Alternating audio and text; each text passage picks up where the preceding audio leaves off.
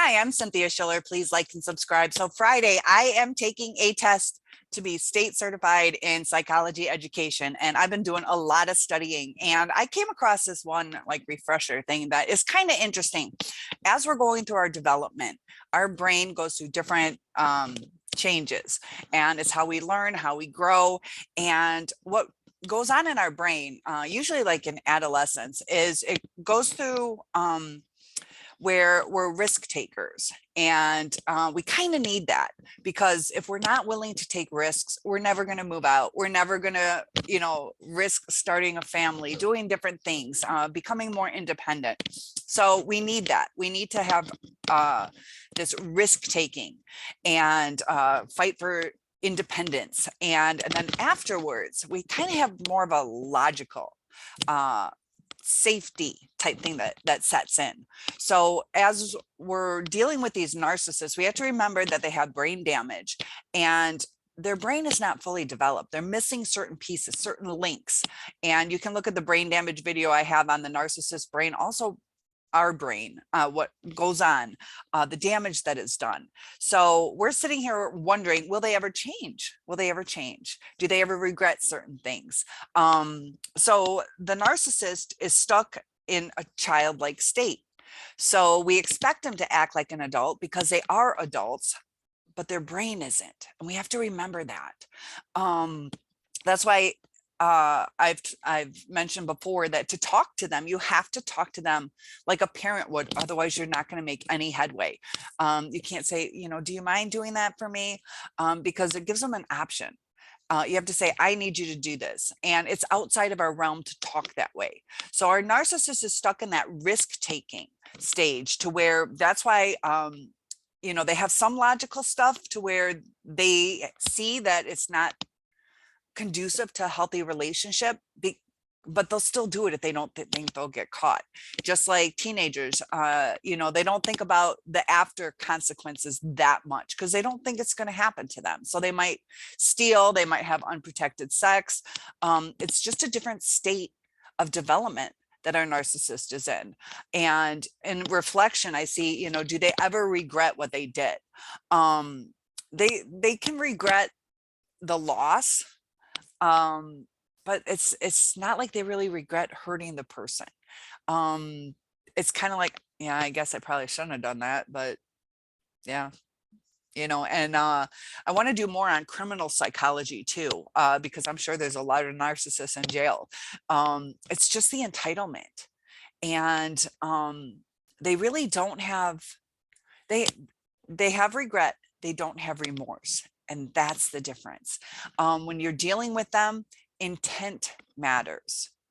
Do you want me to come over to your house today so I can have a free dinner? That's the only reason I'm coming over? Or do you want me to come over because I care about you and I want to talk to you and get to know you better?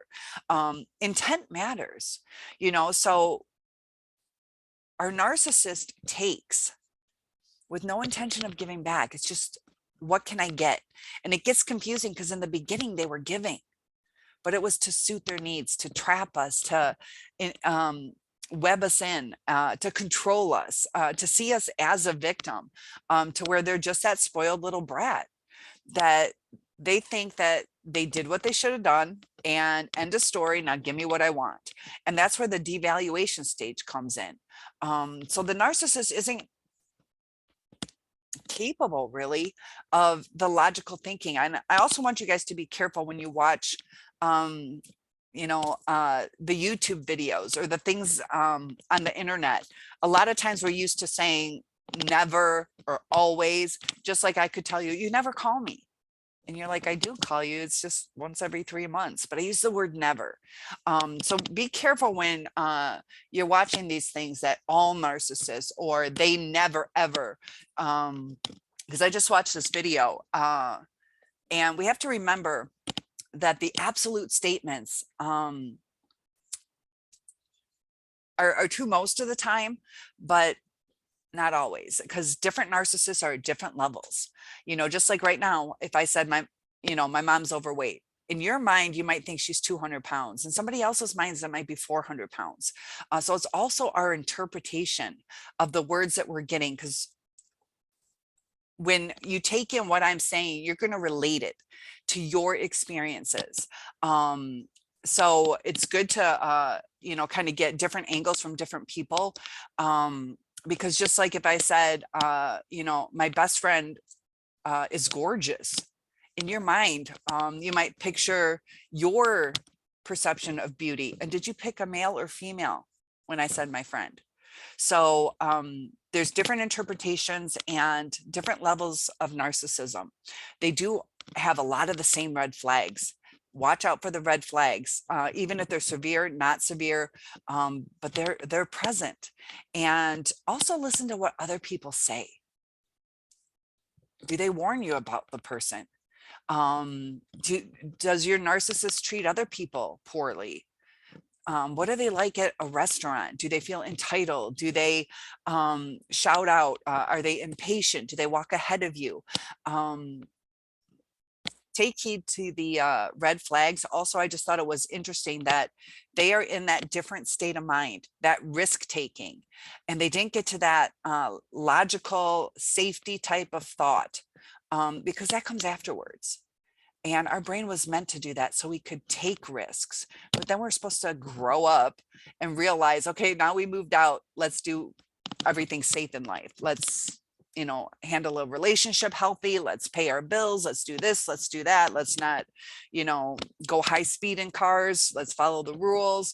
Narcissists are in a younger state of mind. They have a grown-up body, but a younger state of mind. So I thought that was kind of interesting because we're trying to understand that narcissistic brain. Will they ever change? Teenagers are teenagers until they grow up. And the narcissist is in never, never land. It's the Peter Pan syndrome. So wish me luck on Friday, and I will see you in the next video. Have a great day.